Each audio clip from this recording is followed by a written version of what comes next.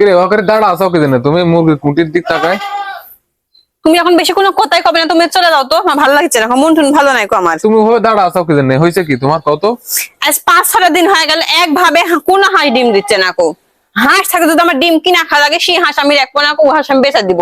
তুমি হাটে লেজা বেচা দিয়ে আসো কত, আমার হাঁস মাস কিছু পেলবো না কো আমি। হাঁস ডিম না দিলে তুমি কি জোর করে ডিম নিবে? হাঁসের থেকে কত তো দিবে না কি জানি, ওগুলো সবগুলো মেয়েরা হাঁস ডিম পাই, আমার হাঁস ডিম পাবে না, সবার সাথে একসাথে তোলে হাঁস ওগুলা। অনেক হাঁস ডিম পারবে না, এগুলা হাঁস ডিম পারবে না কে? ও মাঝে মাঝে কয়েকদিন বাদ যায় বুঝো না। আমি তো কিছু বুঝি না, আমি হাঁস রাখবো, তুমি হাঁস ধরে আমি দিব, এখন খাবার দেখবো এসে আমি ধরে দিচ্ছি, তুমি বেচা দিয়ে আসবে দাও। আর দিয়ে 1 টাকা তুমি হাত দেয় না কো, সব টাকা তুমি হাতে বুঝে দিবে। তুমি এই দিয়ে হাঁস কয়দিন বেশি দিলে আমার কত? মানে ডিম না দিলে হাঁস বেশি দিব নাকি?